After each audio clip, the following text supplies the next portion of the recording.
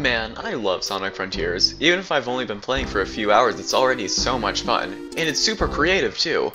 Well, let's see what this cutscene... oh my god. Lore? Sonic Frontiers. It has cool lore, let's talk about it.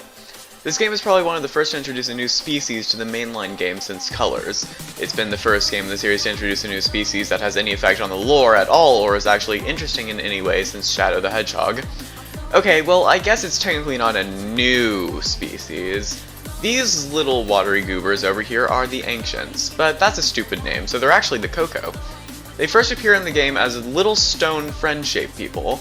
They're like the size of this walnut, except way smaller. Later in the game though, after completing a few quests for them, they simply fall over and die as if their spirits go into the heavens. Later we find out that these beings were once giant water spirits. They look similar to Chaos in a way. So let's first go back and go over everything we know about them before we start making connections. So the Koco are actual aliens. They come from another planet. The reason that they come to Earth is because their home planet was destroyed by the End, a moon-shaped god who is basically the physical embodiment of nihilism. While we aren't sure of its exact motives of destroying the Koco's home planet, we can assume that it wanted to destroy the Chaos Emeralds. When the Koco left, they were pulled to Earth by the Master Emerald. That, or the Chaos Emeralds pulled them to the Master Emerald, it doesn't really matter. Once they made it to Earth, they began colonizing the Starfall Islands. It's clear that they already had some understanding of how the Chaos Emeralds worked, as well as the technology they could use to harness them. We can make this estimate according to the fact that they already knew how to use this technology once they arrived on Earth. We know that they would have had to know how to use the technology beforehand, as only one generation of Ancients passed before the End returned for them. The Koco weren't unprepared for this, though. They were able to set up cyberspace around the Starfall Islands. They also more than likely built the Titans on Earth, since I doubt they were able to fit them in their little spaceships, unless they stored them in cyberspace while they were migrating. Once they arrived on Earth, they attempted to colonize it. They were able to get the Starfall Islands down, but nothing more than that, likely because the End prevented them from going any further.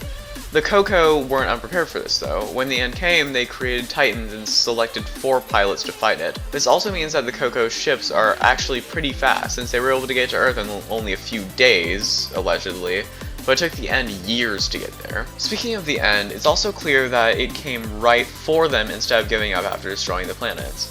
This is because the End isn't after the destruction of the Koco at all. It's actually after the destruction of the Chaos Emeralds. Though the lifespan of the Koco isn't entirely known, if we assume that it's similar to a human lifespan, then the 4 pilots were probably alive, albeit young, when the End destroyed their homeworld.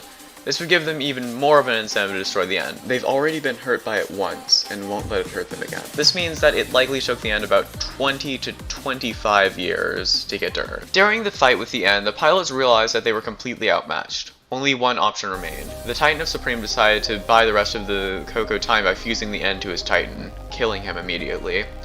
He told the other 3 to find a way to seal it in cyberspace. He died, and the other 3 carried out his plan.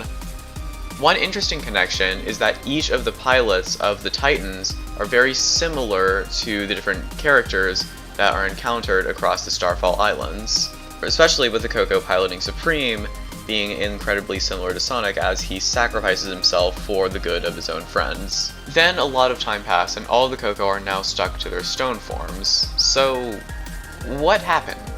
Well, here's my theory.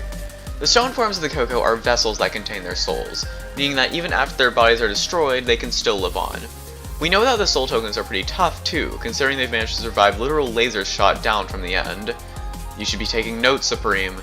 The Koco didn't exactly remember what happened though. A lot of them think that the war against the End is still going on, and have to be put to rest. Once they feel satisfied, they're able to move on. Interestingly, whenever they do, their symbol appears in the sky. I know a lot of people are wondering what the symbol means, and I think I figured it out. It's a symbol of rebirth. The symbol appears each time Koco are put to rest, as well as when Sage is revived by Eggman. It's safe to assume that rebirth would be seen as a very important thing to the Koco, and living a fulfilled life and complete life would be part of that. So the symbol being plastered everywhere makes a bit more sense. They want to make sure that everyone knows about it. It's a key part of their culture. It would also make sense considering that Sonic Frontiers is supposed to be a rebirth of the series, in a way. So, why did the Koco vanish after sealing the End? Well, it's simple. Using that much cyber power to seal a being of that magnitude destroyed their bodies. We've seen the effects of cybercorruption on Sonic trying to get 4 mortals out of cyberspace. Imagine trying to get one immortal god into cyberspace, especially without their consent. The cybercorruption corroded the Koko's bodies and ate away at them until all that remained were their stone souls. That's right. Every single one of them unanimously sacrificed themselves to seal the end. Okay, now I know what you're thinking. What about the Chao and Angel Island? So, this is the part of the video where things get difficult, and I could be dead wrong here, so take this next bit with a grain of salt. But I think that Angel Island was once part of the Starfall Islands, and the Chao are descendants of the Koko. This isn't entirely implausible. We do see a cyber gate on Angel Island, as well as the gear to access it. Angel Island is the only place where we see a cyber gate that is broken. This gate wasn't broken from time, as none of the other gates are broken, despite being as old as this one, allegedly. Rather, I think that the survivors destroyed the gate so that the end couldn't come free. Survivors? Didn't I just say that all the Koko sacrificed themselves? Yes.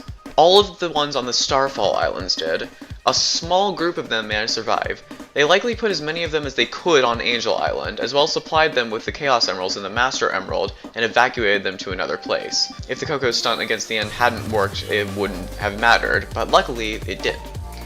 The Master Emerald took the remaining Koko far away from the Starfall Islands, to a new home. The dispersion wasn't without consequence, though. The Koko managed to survive, but their culture, unfortunately, did not. Their deep belief in rebirth and their culture faded. And then, so did their stones. Their proximity with the Master Emerald warps their bodies. They became smaller and more angelic. They became the Chao. This transformation made life easier for them, but also made them a lot more vulnerable. It's sad, honestly. This ancient and beautiful species, this species that was able to adapt to seemingly any climate, this species that had technology that could rival almost anything we've seen in the series, it was brought down just because one god had a flawed ideology. Even if the ancients still live on through the Chao, their culture, their hopes, their dreams, all of them have been lost. Unless... The Chao were very fragile. The Master Emerald knew this, so it instilled a protector. It took one of the Chao and mutated their body to take the form of their ancestors. This Chao became known as Chaos, the god of destruction. This wasn't a picture-perfect replica, though. While Chaos did look like his ancestors, there were a lot of details that weren't right. Most notably, instead of a soul token, he had a brain in his head. This makes sense considering that the Chao's souls are fused to their bodies instead of the stones within them, and are mainly operated by their brains. Chaos's transformative properties are interesting, since we have no idea if they are exclusive to him. Perhaps the other ancients could also become like Perfect Chaos if they used all 7 Chaos Emeralds. Though I'm not sure whether Perfect Chaos or the Titans would be a better combat to the end. So, will the Ancients ever return? Probably not. While I do think more things will be done with the Chao, or maybe even Chaos in the future, the last of the Ancients' culture remains on the Starfall Islands with the Koko, and in cyberspace. Maybe someone will pick it back up again one day. After all, Knuckles still lives on Angel Island, perhaps we'll find interest in the culture and attempt to revive it. With that though, we've talked about everything we need to regarding the Koko. If you like this video, consider...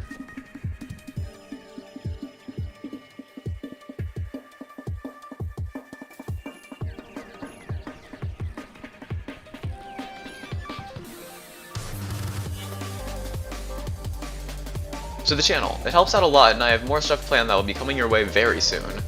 Bye bye!